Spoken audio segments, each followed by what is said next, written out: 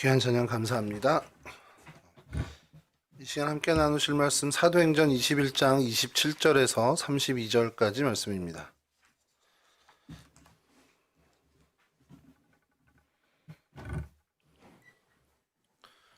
사도행전 21장 27절에서 32절까지 말씀 저랑 한 절씩 교독하도록 하겠습니다. 그 이래가 거의 참에 아시아로부터 온 유대인들이 성전에서 바울을 보고 모든 무리를 충동하여 그를 붙들고 이스라엘 사람들아 더라. 이 사람은 각처에서 우리 백성과 율법과 이것을 망하는 모든 사람을 가르치는 루자인데 또 헬라인인데 그것 성전에 들어가서 이 거룩한 곳을 더럽혔다 하니 이는 그들이 전에 에베소 사람 드로비모가 바울과 함께 시내에 있음을 보고 바울이 그를 성전에 데리고 들어간 줄로 생각함이러라. 온 성에 소동하여 백성이 달려와 모여 바울을 잡아 성전 밖으로 끌고 나가니 문들이 곧 닫히더라. 그들이 그를 죽이려 할 때에 온 예루살렘이 요란하다는 소문이 군대의 천부장에게 들리매 그가 그때 군인들과 백부장들을 거느리고 달려 내려가니 그들이 천부장과 군인들을 보고 바울 죽이를 듣기는지라. 아멘. 예. 우리 오늘 바울 성경의 인물 바울 아마 마지막이 되지 않을까 싶은데요. 좀 그간 많이 달려오셨습니다. 예. 바울이 이제 3차 전도 여행을 다 마치고 그의 이제 목적지가 예루살렘이 되고 그래서 예루살렘으로 향하게 되는 그 과정입니다. 바울의 인생에 있어서 제일 큰 전환점이 된 사건이라고 그러면 우리가 잘 알고 있듯이 다메섹 도상에서 예수님을 만나게 되고 그가 회심하게 되고 주님을 이제 그리스도로 모시게 되는 정말 주님과 만난 그 사건이겠죠. 그 다메섹 도상의 사건 이후로 사도 바울은 자신의 삶을 온전하게 다 하나님께 드립니다. 그러니까 복음에 완전히 투신을 하게 되죠. 그런 그를 하나님은 잘 받으셔서 이방인의 사도로 이방 지역에 복음을 전하는 유용한 도구로 사용하시죠. 1, 2, 3차에 걸친 선교 여행 여정을 이렇게 보면요.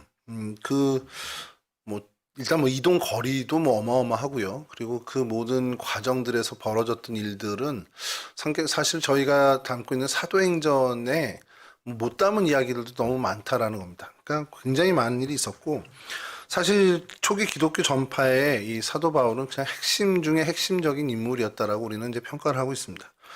당시 어떤 바울의 그 복음에 있어서의 영향력은 우리가 지금 생각하는 것 그 이상으로도 아마 훨씬 더 영향력을 끼쳤을 사람인데요. 팔레스틴 지역뿐만 아니죠. 수리아 지역도, 그리고 길리기아 다소 지역, 또 소아시아 전역, 지금의 터키 지역 전역이요. 그리고 마게도니 그리스 북부와 또 아가야 그리스 남부 지방에 이르기까지, 그리고 마지막에 오늘 우리가 다룬 이 본문 이후에 로마에까지 바울의 그 복음의 영향력이 어떻게 보면 행사가 되게 됩니다. 어떻게 보면 유사일에 기독교 역사에 이런 정도의 인물이 있었을까라고 생각한다면 아무래도 봐도 찾을 수가 없는 것은 우리가 다 인정할 수밖에 없는 거죠. 그런 어떤 하나님이 쓰시는 그 복음의 일꾼으로서 사도 바울의 그런 행적을 우리가 보면 정말 부럽기도 하고 대단하다 또 놀랍기도 한데, 한 가지 좀 마음에 좀 살짝 불편한 것이 있는 것이, 이렇게 하나님이 쓰시는 거면, 그러니까 물론 하나님 쓰실 때에 모든 게 다 평탄할 수는 없지만 그래도 하나님이 함께 하시고 하나님이 쓰시는 거면 열린 문 닫힌 문 식으로라도 좀 문이 열리고 뭔가 이렇게 수월수월하게 좀 그래도 진행이 이렇게 되어야 되는 거 아닌가라는 생각을 저희는 좀 하는데, 사도 바울의 그 선교 여행뿐만 아니라 그 복음 전파의 그 모든 여정은 그냥 정말 살얼음판 같았습니다. 오늘 본문에서 저희가 보는 것처럼 그냥 생명의 위협이 늘 언제나 도사리고 있는, 그러니까 오늘날처럼 이렇게 교통사고가 많아서 도로를 다니는데 예를 들어서 제가 24시간 운전하는 사람이라면 불안하잖아요. 그런 불안이 아니라 그냥 언제 어디서 어떤 일이 벌어질지 모르는, 그러니까 항상 이 사람을 노리고 있는 사람들이 있다 보니까 항상 살얼음판을 다니는 사람 같았습니다. 죽음의 위협이 늘 도사리고 있었고요. 배교자들이 득실득실 거렸고, 또 그가 표현하는 것처럼 동족의 위험, 배고픔의 위험, 또 자연 속에서 겪게 된 위험도 있고, 또 다른 지역에서 맞지 않는 어떤 그 문화로 인해서 얻게 되는 어려움들도 그의 모든 여정이 그냥 고난의 연속이라고 우리는 설명할 수밖에 없는 그런 일들을 이 사도행전을 통해서 계속 저희가 보게 됩니다. 자, 그럼 우리가 좀 질문이 좀 생길 수 있잖아요. 그럼 이런 상황에서 사도 바울이 참 많이 갈등이 있었을 거고, 힘들지 않았을까라고 생각을 해야 되는데, 또 그의 서신서들을 찾아보면 그런 상황들 속에서 교회들을 권면하는 편지를 쓸 때 그가 외쳤던 항상 메시지는 기뻐하세요, 기도하세요, 감사하세요, 용서하세요, 응납하세요, 서로 사랑하세요라는 선포들로만 채워져 있다는 겁니다. 참 이게 그래서 뭐좀 보통의 사람은 아니구나라는 것을 저희가 뭐 알긴 할 텐데, 어떻게 이런 상황 속에서 늘 불평하지 않고 언제나 하나님께 이렇게 감사의 고백을 올릴 수 있었을까라는 것이 사실은 저희들의 어떻게 보면은 이 믿음을 계속 이어가는 저희들의 궁금증이기도 하고 또 따르고 싶은 저희들의 어떤 부러움이기도 합니다. 자, 오늘 그래서 이 사도 바울의 이 3차 선교 여행을 마치고 예루살렘을 향하게 되는 그 모습에 드러난 그의 어떤 그 모습을 좀 저희가 보면서 한 세 가지 모습을 보면서 좀 교훈을 삼으려고 그러는데요. 3차 선교 여행을 마치고 돌아온 바울에게 유대인들 뭐 엄청난 경계를 이제 하게 됩니다. 뭐 이제 소문을 들은 거죠. 이 사람이 저 소아시아를 다니면서 뭐 마게도니아까지 가서 우리 율법에 대해서 그 폄하했다 뭐 이런 소문들이 돌고 그런 걸로 해서 막 분개하는 사람들이 유대인들 사이에 그런 분위기가 조성이 됐었습니다. 그들이 굉장히 이제 조직화되고 정말 주도적으로 이 사도 바울을 죽이겠다고 해서 뭐 오늘 23장 이후에 또 보시겠지만 우리가 바울을 죽일 때까지 먹지도 마시지도 않겠다고 하는 사람이 40여 명이나 조직이 됐다라는 그런 표현도 나올 만큼 정말 아주 치밀하게 이 사도 바울을 적대시하는 사람들이 늘어나게 된 것이 이때 당시의 모습이었습니다. 자, 이런 상황에서 사도 바울에게 성령께서는 예루살렘으로 가라라고 이렇게 지시를 하신 것이죠. 나를 싫어하는 사람들만 모여있는 저기를 가야 된다라는 것은 그냥 오늘날의 어떤 그 교제 상황에서도 쉽지 않은 건데, 이건 싫어하는 사람이 아니라 죽이려는 사람들이 모여있는 그곳에 그럼 아무런 정말 대비 없이 가야 되는 상황이 된 겁니다. 성령은 바울로 하여금 예루살렘으로 들어가라고 계속 얘기하신 것이 사도행전 20장에 먼저 나오는데요. 이걸 한번 좀 읽어드리겠습니다. 사도행전 20장 22절에서 23절 말씀인데요. 보라, 이제 나는 성령에 매여 예루살렘으로 가는데 거기서 무슨 일을 당할는지 알지 못하노라. 오직 성령이 각 성에서 내게 증언하여 결박과 환란이 나를 기다린다 하시나. 예루살렘에 가면 결박과 환란이 기다린다라는 사실을 성령께서 이미 사도 바울에게 알려주셨다라는 겁니다. 이게 무슨 말이냐면 바울은 사실은 이미 그 결과를 알고 있었고요. 그럼에도 불구하고 예루살렘으로 향하는 그의 행보를 멈추지 않았다라는 것을 의미하죠.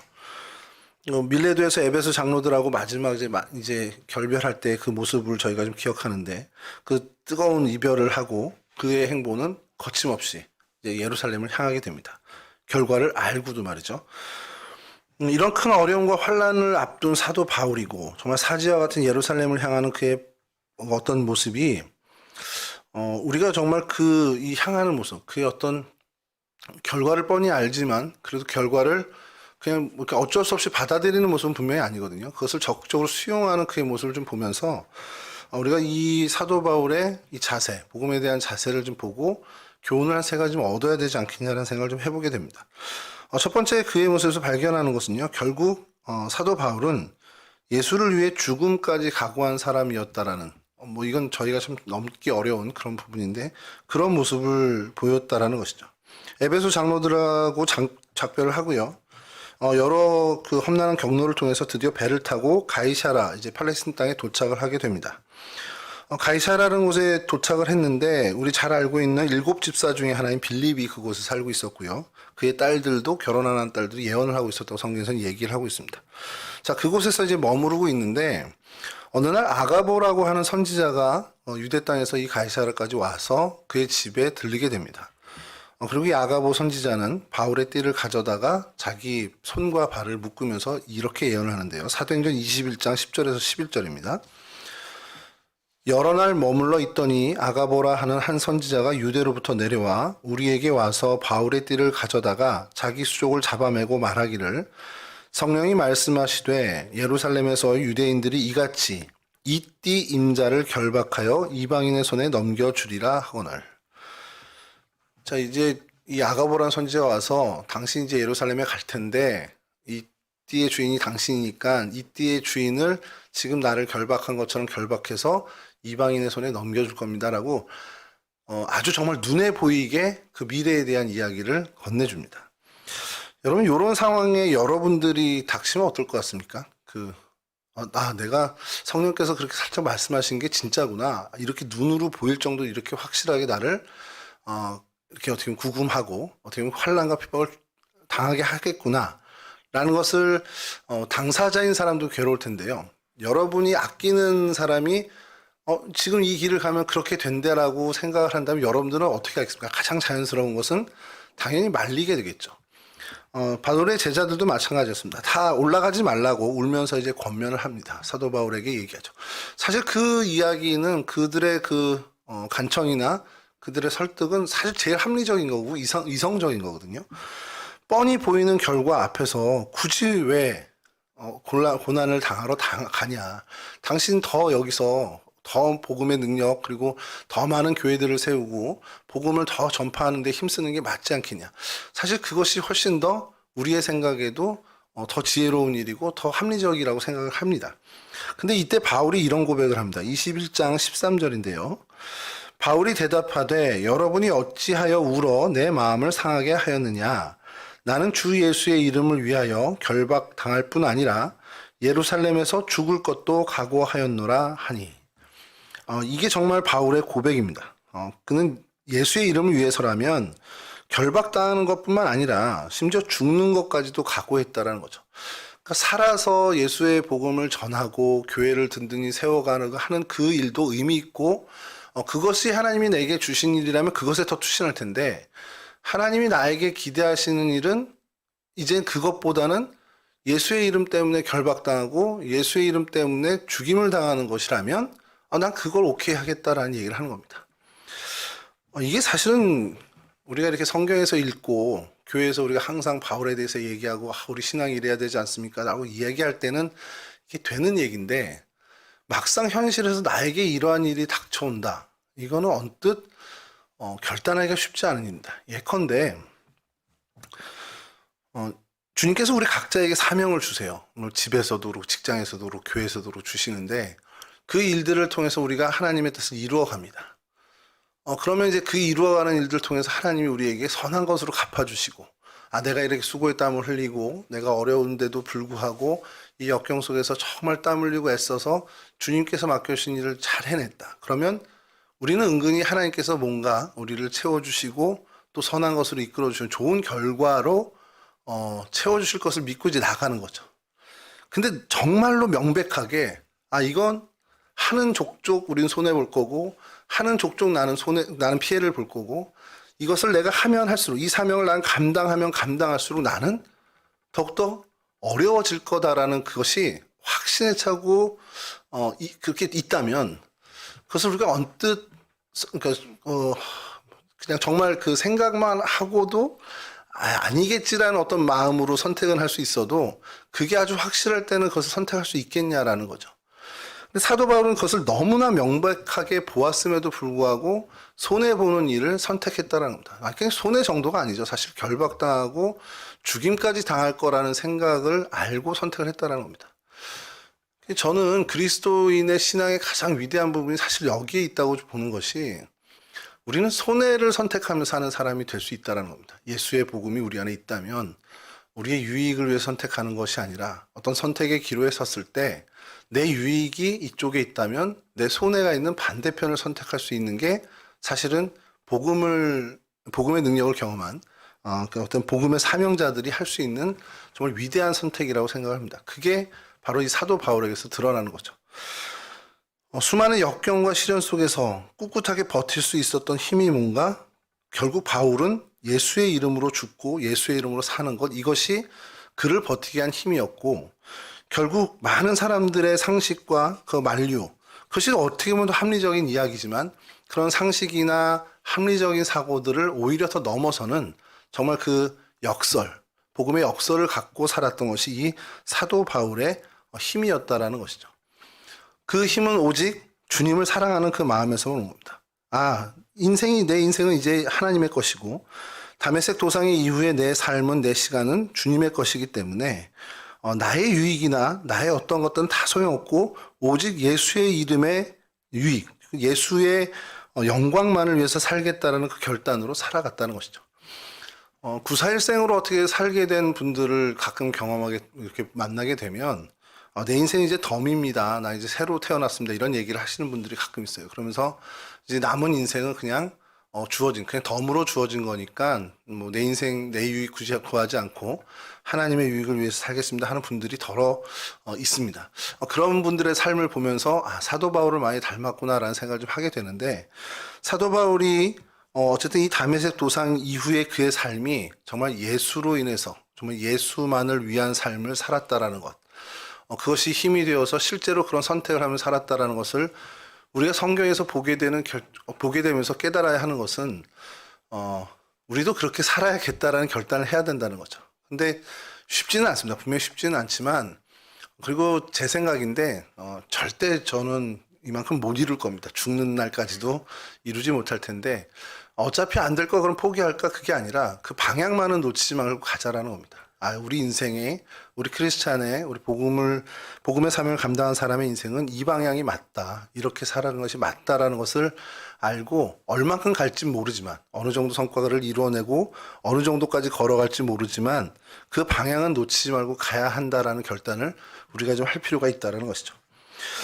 여러분, 어떻습니까? 여러분들이 우리 스스로를 좀 생각할 때, 내가 하나님께서 맡겨준 사명이 있고, 그것을 감당할 때 내가 정말 하나님의 일에 정말 부지런하고, 어떻게 보면 그 일에 정말 열심인 사람인가, 내가 정말 예수의 이름을 위해서 내 것을 손해보며 피해를 감내하며 그것을 할 수 있는 사람인가라는 것을 스스로 생각하면서, 뭐 100%다까지는 아니더라도 그래, 내가 그래도 열에 한 번은 정말 예수를 위해서 내가 좀 손해볼 수 있고, 예수의 이름을 위해서 내가 좀 내 유익을 좀 줄일 수 있다라는 그런 사람, 그런 어떤 스스로의 어떤 정말 점검이 가능한 사람 정도는 되면 좋겠다라는 생각을 좀 하게 됩니다.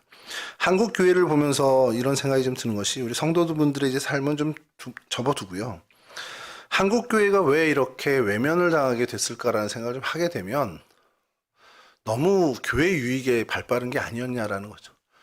세상 사람들이 볼 때, 교회를 볼 때, 교회 공동체를 볼 때 손해보는 일을 안 하는 것 같은 거예요.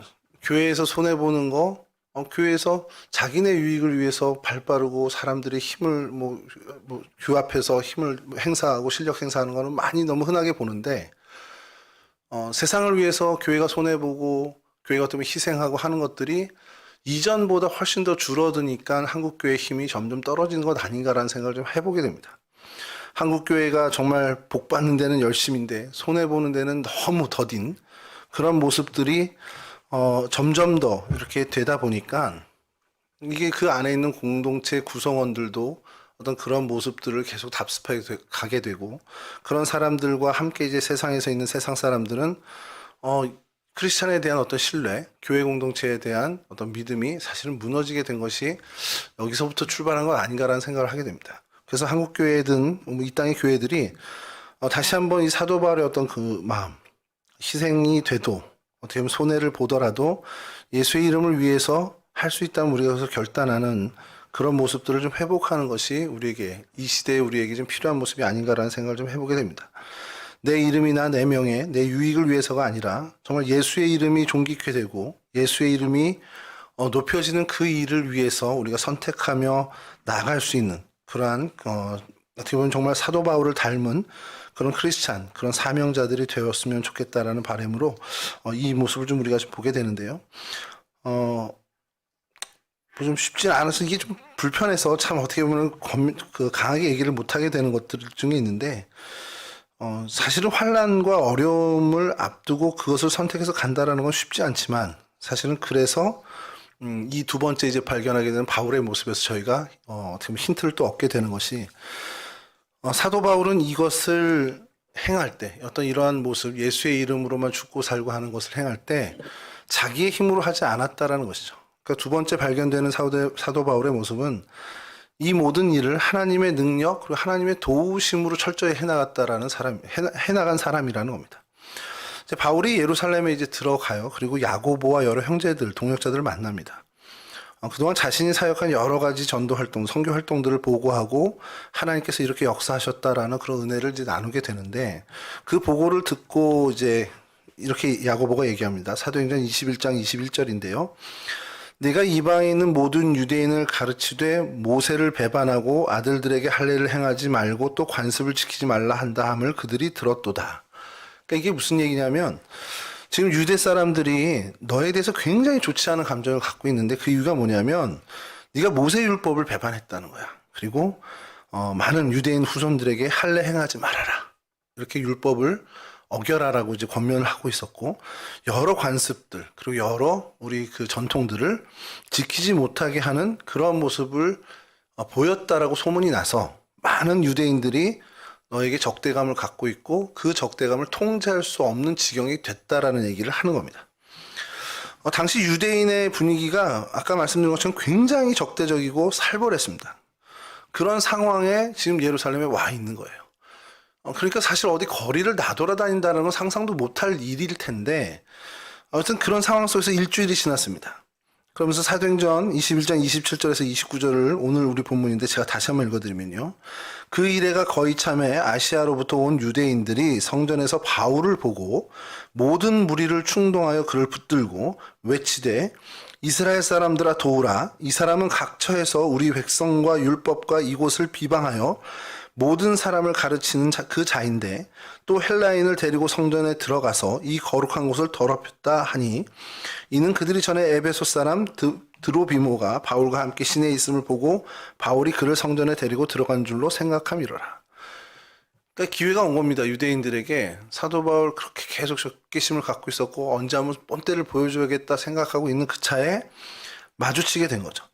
그리고 성전에서 머뭇머뭇거리는 것을 보니까 그 헬라 사람들이랑 같이 있었을 때 이 성전에 헬라인을 데리고 들어갔구나. 아예 그냥 판단을 해버리는 거죠.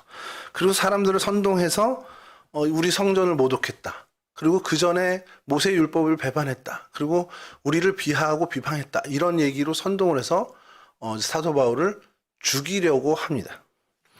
구타로 이렇게 때리는 것으로 표현이 됐는데 이게 그냥 죽이기로 작정하고 때리고 있는 거예요. 자, 근데 다행히 이 소식이 소란이 나니까 질서 유지를 담당하고 있던 이 천부장이 그 얘기를 듣고 그래서 급하게 군대를 이끌고 나타나서 이 소요를 진정시키면서 사도 바울이 목숨을 건지게는 되죠. 근데 어쨌든 소요 사태가 일어났으니까 천부장은 이것을 어떻게 정리를 하기 위해서 사도 바울을 군 영내로 이끌어갑니다. 이끌어가면서 조사를 할 필요가 있으니까요. 앞뒤 상황 아무것도 모르니까 이 사람은 이제 조사를 하려고 가는데 이 바울이 천부장에게 자신의 이야기를 한번 좀 변명할 수 있게끔 기회를 달라고 해요. 그리고선 사도행전 22장 2절에서 4절처럼 이렇게 얘기합니다. 이것도 좀 읽어드리겠습니다.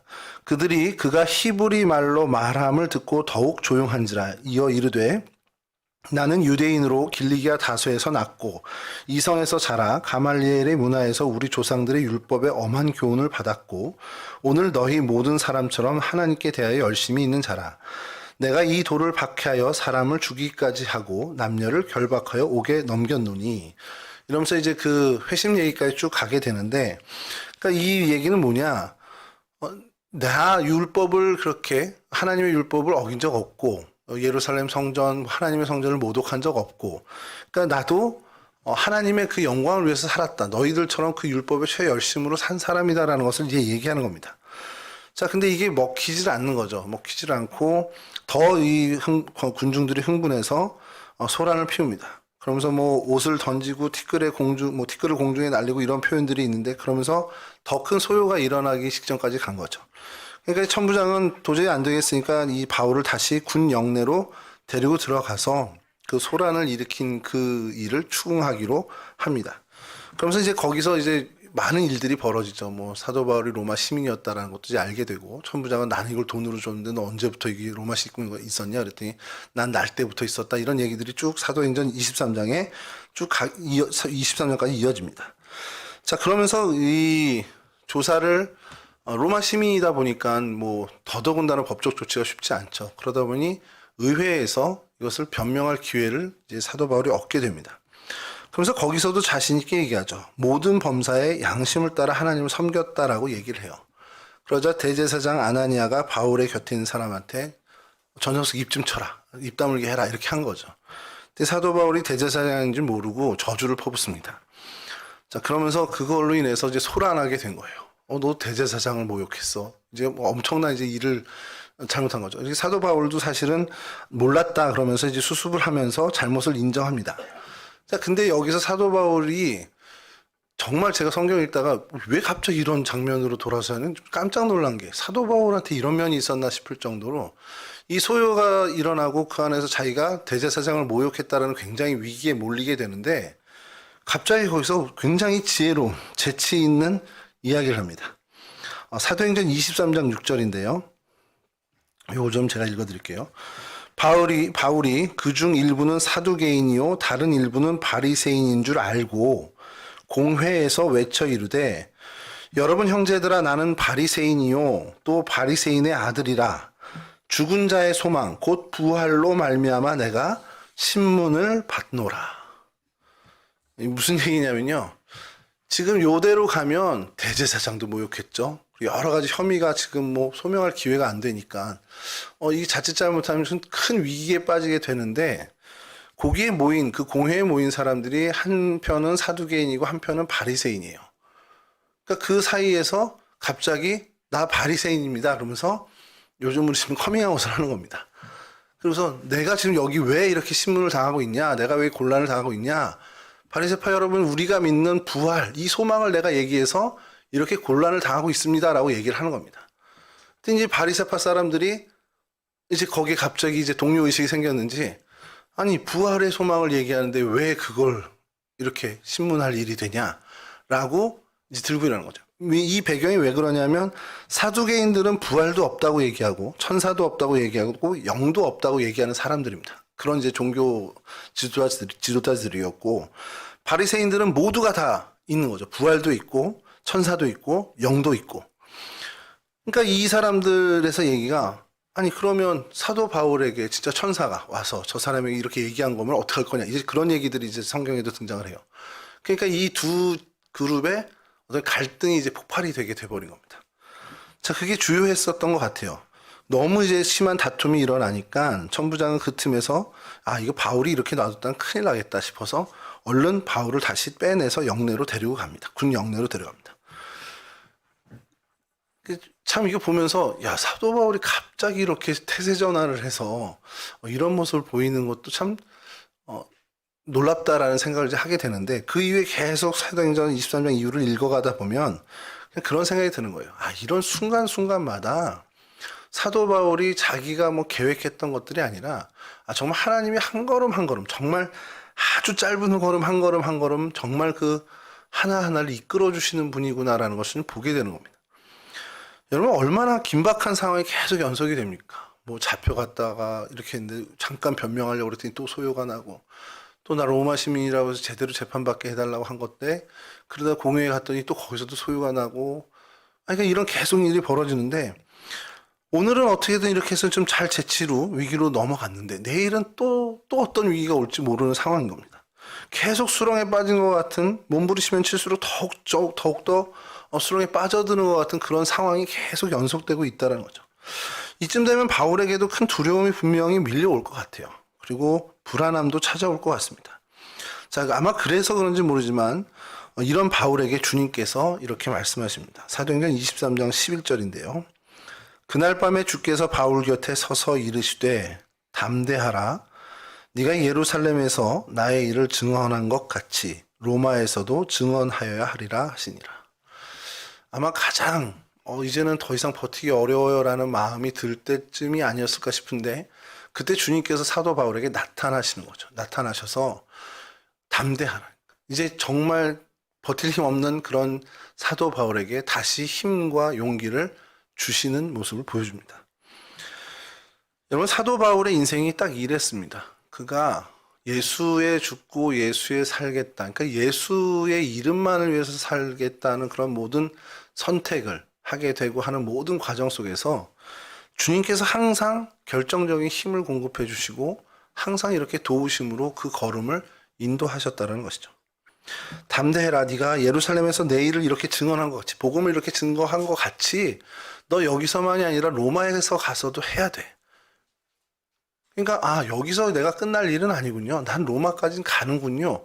이런 어떤 그 이외에는 모르지만 하여간 그 일에 대해서 힘을 얻게 되고 이 지금 예루살렘에서 얻게 된 모든 힘든 것, 위기와 어려움은 내가 이것을 주님께서 넘겨주신다라는 확신으로 가게 되는 힘을 얻게 된다라는 것이죠.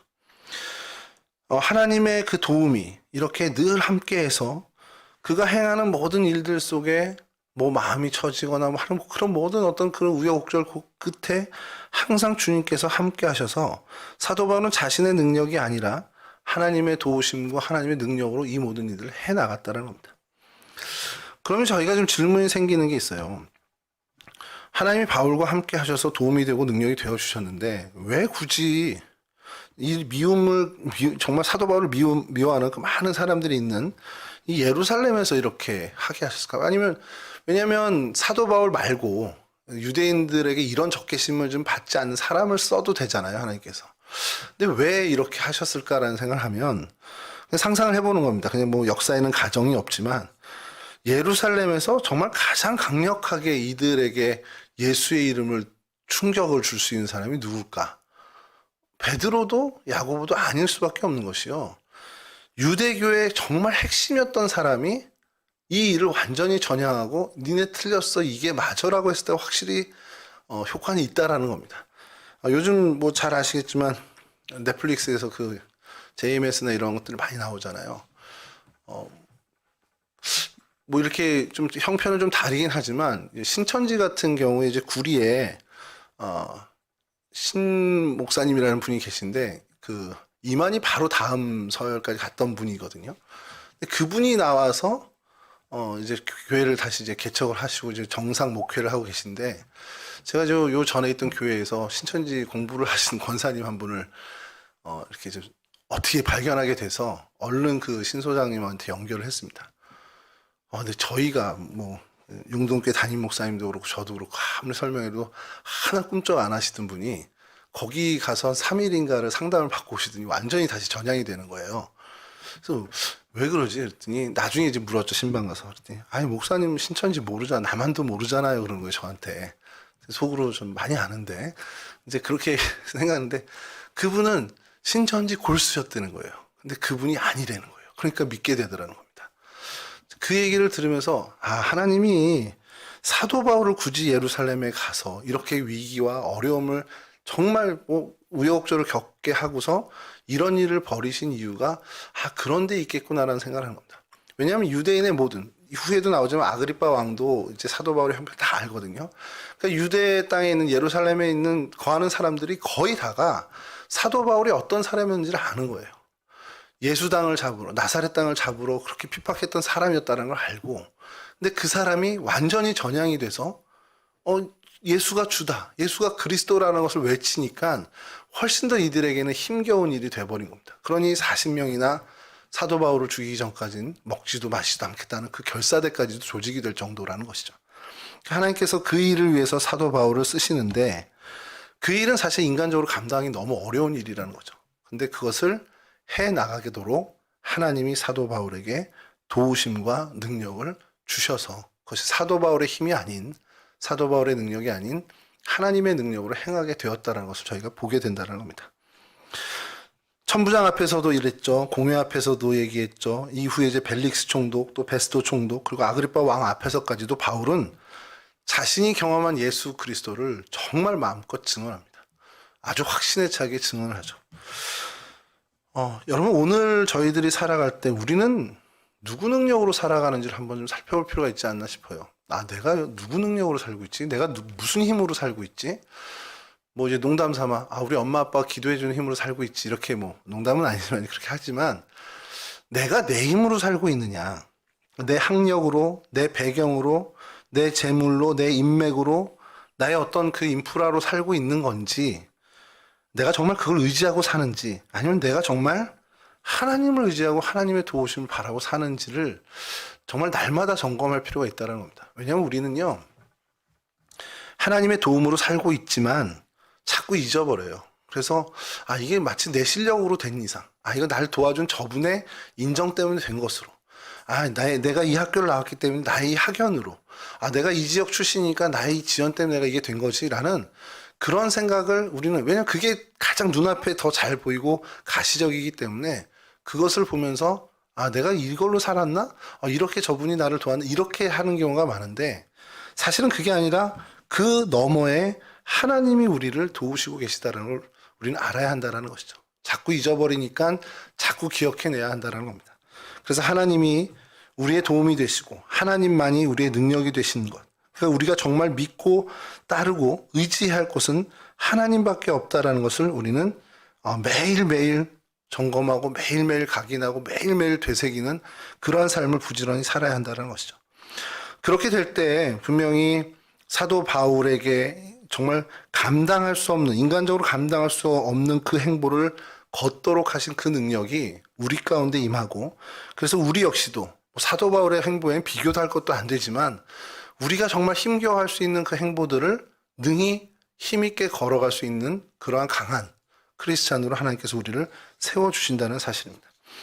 그런 어떤 이 사도 바울의 모습을 우리가 좀 더 우리의 모습으로 삼기 위해서 애쓰고, 또 정말 하나님을 의지하기 위해서 더욱더 부단히 하나님께 집중하는 그런 삶을 살아가는 그런 삶으로 우리가 이 사도 바울을 보고 배우는 의미를 좀 찾지 않을까라는 생각을 해보게 되고요. 세 번째로 이제 사도 바울에게서 바라볼 수 있는, 발견하게 되는 모습은, 사도 바울은 매 순간에 어떤 상황이 되든 안 되든 매 순간에 복음을 드러내는 삶을 꾸준하게 살았다라는 겁니다. 이 이후에요, 가이사라의 총독 벨릭스에게 이제 보내집니다. 그리고 벨릭스 앞에서 자신을 또 얘기해요. 자신의 이 간증이죠. 사도행전 9장의 다메섹 도상의 내용을 22장의 이 공회 앞에서, 그리고 사람들 앞에서, 그리고 26장의 또 아그리파 앞에서 외치는 것처럼 여기서도 또 그걸 외칩니다. 얘기하는데, 이게 이 사도 바울의 이야기에 이 벨릭스가 폭 빠지는 것 같아요. 그러면서 계속 듣는데 이 벨릭스가 약간은 좀 부정한 관리였기 때문에 사도 바울에게 대화를 하면서 뇌물을 좀 기대를 합니다. 기대를 해서 뇌물을 주면 얼른 풀어주려고 하는 마음까지 있었던 걸로 보여요. 근데 사도 바울은 그거랑 전혀 상관없이 이 사람을 만났다라는 건, 이 사람에게 하나님의 말씀을 전해야 된다라는 그 생각밖에 없는 거죠. 그러니까 그 기회에서 또 계속 예수의 이름을, 예수에 대한 복음만을 증거를 하게 되는 거죠. 벨렉스 뒤에 이제 또 베스도란 총독이 부임을 하게 되는데, 이 베스도 총독은 조금 성향이 달라서 유대인들에게, 유대인의 마음을 살려고 애를 쓴 사람입니다. 그러니까 유대인들이 이 바울을 가이사라에서 예루살렘으로 좀 호송해달라고 얘기를 해요. 왜냐하면 오는 길에 매복했다가 사도 바울을 죽이려는 계획을 짭니다. 자, 그래서 이거 사실을 좀 도와주려고 합니다. 이 베스도는 그럴 마음이 있었는데, 사도 바울이 갑자기 그 얘기를 이제 조카에게서 듣고는요, 그 계획을 듣고는 가이사에게 항소를 해버립니다. 이제 황제에게 항소를 하면서 그 일이 무산이 되고 사실 생명을 좀 보존하게 됐죠. 여하튼 이런 일들이 계속 오고 가면서 이제 이제 아그리파 왕, 이제 헤롯 아그리파죠. 헤로도 아그리파 앞에 서게 되는데, 그때에도 사도 바울은 아주 동일한 모습입니다. 내가 묶여있고 결박되어 있지만 이건 중요한 게 아니라는 거예요. 내가 당신보다 훨씬 더 지금 어떻게 보면 축복받은 삶을 살고 있다라는 이야기를 얘기하는데 이렇습니다. 사도행전 26장 27절인데요. 아그리파 왕이여 선지자를 믿으시나이까? 믿으시는 줄 아나이다. 아그리파가 바울에게 이르되 네가 적은 말로 나를 권하여 그리스도인이 되게 하려 하는도다. 눈치챈 거죠. 29절입니다. 바울이 이르되 말이 적으나 많으나 당신뿐 아니라 오늘 내 말을 듣는 모든 사람도 다 이렇게 결박된 것 외에는 나와 같이 되기를 하나님께 원하나이다 하니라. 헤롯 아그리파 왕도 하나님의 말씀 또 선지자 이런 걸 인정한다면 내 말을 들으라는 겁니다. 그러니까 이제 나를 전도하려고 그러는구나 라는 생각 때문에 이 왕이 좀 분개하는 거죠. 야, 너 그 몇 마디로 나 이렇게 회심시켜가지고 내가 그리스도인, 그들 표현에 의하면 이단이 될 수 있는 그런 어떤 그런 걸 하느냐라는 얘기를 하는 거예요. 그랬더니 사도 바울이 더 담대하게 나 이렇게 묶인 거 말고는 네가 모든 면에서 나를 닮았으면 좋겠어. 이렇게 얘기를 하는 겁니다. 굉장한 선포죠. 왕 앞에서. 그러니까 왕인 이 헤롯 아그리빠가 훨씬 더 불쌍한 존재라는 것. 그리고 내가 결박되어 있는 내가 훨씬 더 축복받은 인생이라는 것을 아주 당당하게 드러내는 겁니다. 여러분, 사도 바울은요, 상대가 누가 됐든, 어떤 상황이 되었든, 그러니까 결박된 상황이든, 아니면 뭐 자유의 몸인 상황이든, 아니면 그가 왕이든, 총독이든, 뭐 아니면 길 가는 행인이든 간에, 누구와 상관없이 그는 시도 때도 없이 복음을 증거하는 사람이었다는 겁니다.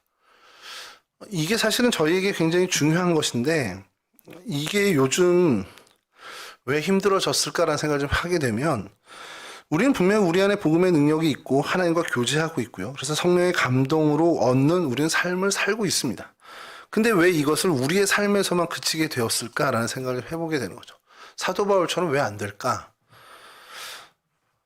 여러분, 오늘날의 분위기가요, 상대에 대한 배려라는 게 굉장히 좀 무게가 커졌습니다.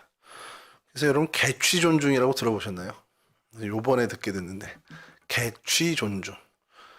개인의 취향을 존중한다는 거예요. 그래서 개인 취향 존중이 이 시대 정신이라고 할 만큼 굉장히 이게 과도하게 강조되고 있습니다. 실제로 제 친구가 모 대기업의 팀장으로 있는데 인턴으로 2명이 와서 6개월 정도 같이 있었대요. 근데 회식을 했답니다. 6개월 만에. 회식한 다음 날 1명을 잃었대요. 그래서 진짜 농담 아니고 왜 그래 그랬더니 진짜로 자기가 생각해 보니까 그만둔 인턴 친구 얘기가 이렇게 하면 자기 저녁이 없는 삶을 살 것 같다라고 판단이 들어서 직장 생활은 안 맞는 것 같다라고 해서 사직서를 냈다는 겁니다. 그래서 이제 저희 친구들한테 농담삼아 카톡방에 이렇게 하는 거죠. 회식 한 번에 인턴 하나 잃었다. 이제. 근데 저는 그게 처음 농담으로 또 이렇게 어떻게 보면 재미로 회자되는 얘기라고 생각을 했는데 아닌 것이 오늘날의 가장 큰 미덕이 강요하지 않는 것. 이거라는 거죠. 회식도 못하고요. 직장에서 상사가 어떤 일을 지시할 때도 그 표현 하나하나를 너무 신경 써야 한다는 겁니다. 이것이 혹시 이 사람에게 강요가 되지 않나. 뭐 성추행이나 이런 건 뭐 둘째 치고요. 그냥 강요로 이 사람에게 우리 흔히 요즘 얘기하는 갑질의 어떤 모습이 되지 않을까라는 것이 항상 조심스러워서 그냥 아예 지시를 안 하고 자기가 하는 경우도 많다라는 거죠. 여러분, 이런 세상에서 우리가 살아가는데 나는 행복해요. 난 예수 믿는 게 너무 행복하고 교회 다니는 게 너무 좋아요라고 그냥 나 좋아요라고 얘기하는 것도 듣는 사람 입장에서 왜 이렇게 나를 번거롭게 해라고 한다면 그것이 이 시대 정신에 맞지 않는 것이 된다라는 거예요. 그래서 제가 그럼 이런 시대는 어떻게 복음을 전해야 되는 거야? 이런 생각을 좀 해보는 겁니다. 물론 그냥 소위 무대뽀식으로 그냥 우리가 뭐 복음의 씨를 뿌리면 되지 하고서 나는 뿌리는 거야 거두는 거 하나님이셔서 막 해도 되겠지만 그렇게 됐을 때 분명히 좀 순기능이 아닌 역기능도 분명히 있을 거기 때문에 사도 바울의 시대와는 좀 다른 방법으로 사도 바울의 그 누구를 만나든 복음을 증거하는 모습을 배워야 되지 않겠냐는 생각을 해보게 됩니다. 그래서 설교를 이게 한 몇 주 전부터 이 부분에 대해서 고민이 많았는데 어떻게 해야 되지? 그러면서 정답은 아니지만 그래도 이렇게 좀 해보면 가능성이 있지 않을까라는 생각을 하는 것이 우리가 행복한 모습을 보여주는 거예요. 우리 공동체가 예수 믿는 기쁨이 너무 넘치고 우리 공동체가 예수 믿는 행복이 너무 넘쳐서 그냥 그게 우리가 뭐 굳이 보여주려고 하지 않아도 우리에게서 흘러 넘쳐 나가서 뭐 우리 주변 사람들, 우리가 이제 각자 삶의 현장에서 만나는 사람들 있죠. 그들에게 우리의 행복이 전해지면 야, 너 교회 나와야 돼. 너 예수 믿어야 돼. 라는 얘기가 직접적인 표현이 아니더라도 그들에게 하나님의 어떤 역사가 흘러갈 수 있는 여지가 생기지 않을까라는 좀 생각을 좀 해보게 됐습니다. 근데 사실 저는 그게 틀리지 않을 거라는 생각을 해요. 물론 더 다양한 방법으로 하나님이 이끄시겠지만 우리가 예수를 믿고 신앙생활하고 하나님을 만나는 일에 기쁨이 그래서 필요하구나. 우리가 정말 행복해야 되겠구나라는 생각을 좀 하게 됩니다. 사도 바울이 묶여있는 모습을 상상했습니다. 말씀을 준비해서 상상했는데 묶여있고 결박당해 있는데 아그리빠 왕에게 내가 이거 묶여있는 거 외에는 네가 다 나를 닮았으면 좋겠어 하는 그 표정이 힘들어 죽겠어. 뭐, 나 결박돼서 아파. 너무 힘들어. 이런 말로 했을까? 그런 표정을 했을까? 아닐 것 같은 거예요. 몸은 어떤 잉여의 몸이 되어 있지만 그의 모습, 그의 표정, 그의 모든 말투는 정말 주님이 주신 그 기쁨으로 가득 차 있는, 그래서 세상 행복에 겨워 있는 그러한 모습으로 전하지 않았을까라는 생각을 좀 해보게 됩니다. 그렇다면 우리가 이 땅을 살아갈 때 처음에 우리 사도 바울에게서 발견한 그 모습처럼 예수를 위해서 우리가 살고 예수만을 위해서 내가 인생에 정말 올인하겠다라는 결단은 하나님의 도우심과 하나님의 능력으로 가능하다라는 거죠. 그런 삶을 살게 되면 우리는 자연적으로 하나님의 능력과 하나님의 도움으로만 사니까 우리는 정말 하나님이 주시는 기쁨과 행복을 누리게 된다는 겁니다. 아니, 세상이 주는 기쁨과 행복 말고 정말 하나님만이 주실 수 있는 그 평안, 하나님만이 주실 수 있는 그 기쁨과 행복을 누리게 되면 우리는 그냥 그 신앙생활만 열심히 하면, 정말 그렇게 하나님 안에서 행복한 거에만 집중하면 사도 바울이 시도 때도 없이 복음을 증거한 그러한 모습이 우리의 삶 가운데서도 이루어지지 않겠냐라는 그런 생각을 좀 해보게 되는 거죠.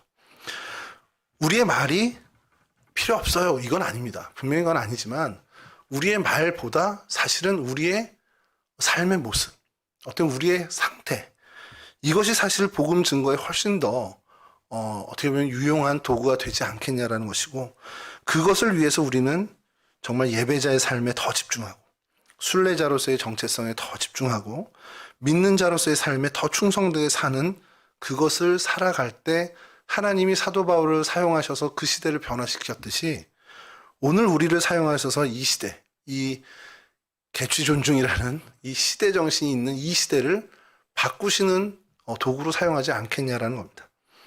그래서 우리 각자에게 주어진 우리의 사명, 큰 것도 아닙니다. 정말 하나님 안에서 행복하고 복음 안에서 정말 기쁘게 뛰노는 그러한 일에 우리가 충성과 신실함을 다해서 하나님으로부터 쓰임받는 우리 각자의 인생, 또 우리 공동체가 될 수 있기를 주님의 이름으로 간절히 축원합니다. 사도 바울의 이 귀한 모습이 저희들의 모습, 우리 공동체의 모습이 되기를 주님의 이름으로 다시 한번 축원합니다. 우리 찬송하겠습니다. 342장입니다.